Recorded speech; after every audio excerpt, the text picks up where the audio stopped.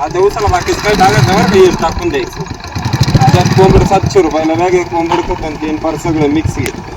भेंडी खत, कोंबड खत, शेण खत सगळं मांजरवाडीला 700 रुपयाला बॅग आहे. फार येत नाही, रिझल्ट एक नंबर आहे.